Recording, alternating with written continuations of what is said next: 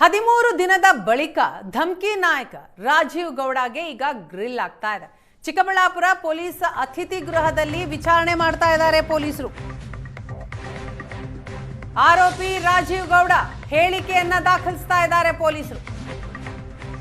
ರಾಜೀವ್ ಗೌಡಗೆ ಆಶ್ರಯ ಕೊಟ್ಟ ಮೈಕಲ್ ನನ್ನು ವಿಚಾರಣೆ ನಡೆಸ್ತಾ ಇರುವ ಪೊಲೀಸರು. ರಾಜೀವ್ ಗೌಡ ಧ್ವನಿ ಸಂಗ್ರಹದ ಬಳಿಕ ವೈದ್ಯಕೀಯ ಪರೀಕ್ಷೆ ಆಗುತ್ತೆ. ಕೆಲವೇ ಕ್ಷಣಗಳಲ್ಲಿ ರಾಜೀವ್ ಗೌಡನನ್ನ ಕೋರ್ಟ್ಗೆ ಕರೆದೊಯ್ತಾರೆ ಪೊಲೀಸರು. ಎಎಸ್ಪಿ ಜಗನ್ನಾಥ್ ರೈ, ಡಿವೈಎಸ್ಪಿ ರವಿಕುಮಾರ್ ನೇತೃತ್ವದಲ್ಲಿ ವಿಚಾರಣೆ. ರಾಜೀವ್ ಗೌಡ ಹೇಳಿಕೆ ದಾಖಲು ಬಳಿಕ ಧ್ವನಿ ಸಂಗ್ರಹ. ಇವತ್ತೇ ಎಲ್ಲ ವಿಚಾರಣೆಯನ್ನ ಮುಗಿಸಲು ಹಿರಿಯ ಅಧಿಕಾರಿಗಳು ಸೂಚನೆಯನ್ನ ಕೊಟ್ಟಿದ್ದಾರೆ. ಶಿಡ್ಲಘಟ್ಟದ ಜೆಎಂಎಫ್ಸಿ ನ್ಯಾಯಾಲಯಕ್ಕೆ ರಾಜೀವ್ ಗೌಡನನ್ನ ಹಾಜರುಪಡಿಸೋದಕ್ಕೆ ಸಿದ್ಧತೆಗಳಾಗ್ತಾ ಇದೆ. ಇನ್ನು ರಿಮಾಂಡ್ ಅರ್ಜಿಯನ್ನ ಸಿದ್ಧ ಮಾಡಿಕೊಂಡು ಬಂದಿದ್ದಾರೆ ಇನ್ಸ್ಪೆಕ್ಟರ್ ಆನಂದ್.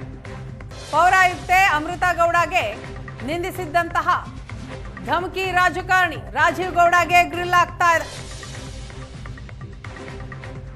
13 ದಿನದ ಬಳಿಕ ರಾಜೀವ್ ಗೌಡನ ವಿಚಾರಣೆ ನಡೀತಾ ಇದೆ.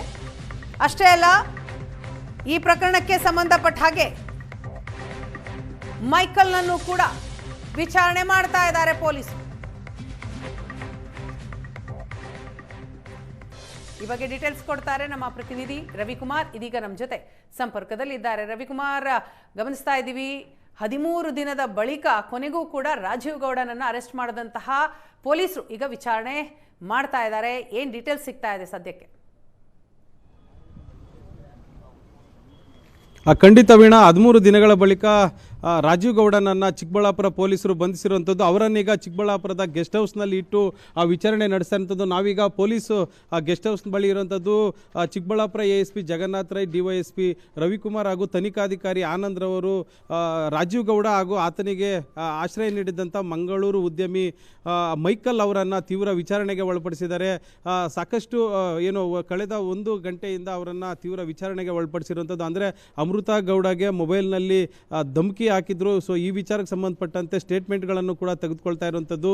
ಸೊ ಈಗಷ್ಟೇ ಸೋಕೋ ಟೀಮ್ ಕೂಡ ಈ ಒಂದು ಅತಿಥಿ ಗೃಹಕ್ಕೆ ಆಗಮಿಸಿರುವಂಥದ್ದು. ಅಂದರೆ ಫೋನ್ನಲ್ಲಿ ಅಮೃತ ಗೌಡಗೆ ಧಮಕಿ ಹಾಕಿದ್ರು, ಕೊಲೆ ಬೆದರಿಕೆಯನ್ನು ಮಾಡಿದ್ರು. ಹೀಗಾಗಿ ಅವರ ಒಂದು ಧ್ವನಿ ಸ್ಯಾಂಪಲನ್ನು ಸಂಗ್ರಹ ಮಾಡೋದಕ್ಕೆ, ವಾಯ್ಸ್ ಸ್ಯಾಂಪಲ್ ಸಂಗ್ರಹ ಮಾಡೋದಕ್ಕೂ ಕೂಡ ಸೋಕೋ ಟೀಮ್ ಕೂಡ ಬಂದು ಈಗ ಅವರ ಒಂದು ವಾಯ್ಸ್ ಟೆಸ್ಟನ್ನು ಕೂಡ ಮಾಡೋದಕ್ಕೆ ಮುಂದಾಗಿರುವಂಥದ್ದು. ಇಲ್ಲಿಂದ ಅವರನ್ನು ಮೆಡಿಕಲ್ ಟೆಸ್ಟನ್ನು ಮಾಡಿಸಿದ ಬಳಿಕ ಜೆಎಂಎಫ್ಸಿ ಕೋರ್ಟ್ಗೆ ಹಾಜರುಪಡಿಸೋದಕ್ಕೆ ಎಲ್ಲ ಸಿದ್ಧತೆಗಳನ್ನ ಮಾಡಿದ್ದಾರೆ.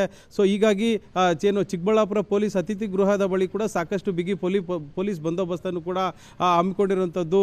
ಅಂದರೆ ಕಳೆದ 13 ದಿನಗಳಿಂದ ಪೊಲೀಸರಿಗೆ ಸಿಗದೆ ಪರಾರಿ ಆಗ್ತಾ ಇದ್ದ. ಅಂದರೆ ಒಬ್ಬ ಉದ್ಯಮಿ ಈತನಿಗೆ ಕಳೆದ 3 ದಿನಗಳಿಂದ ಆಶ್ರಯವನ್ನು ಕೂಡ ಕೊಟ್ಟಿದ್ದ.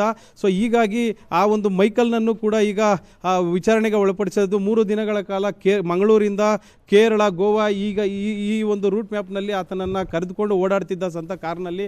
ಹೀಗಾಗಿ ಮೈಕಲ್ ಓಡಾಡ್ತಿದ್ದಂಥ ಕಾರು ಹಾಗೂ ರಾಜೀವ್ ಗೌಡ ಕಾರನ್ನು ಕೂಡ ಪೊಲೀಸರು ವಶಕ್ಕೆ ಪಡ್ಕೊಂಡಿದ್ದಾರೆ.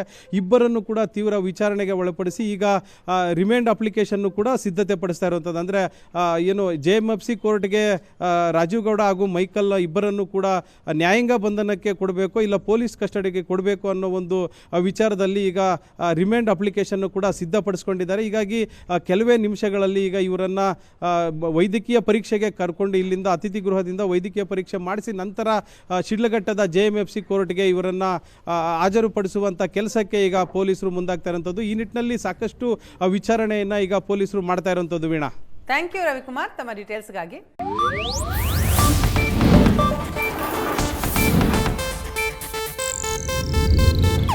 ಇದು ಏಷ್ಯಾನೆಟ್ ನ್ಯೂಸ್ ನೆಟ್ವರ್ಕ್ ಪ್ರಸ್ತುತಿ.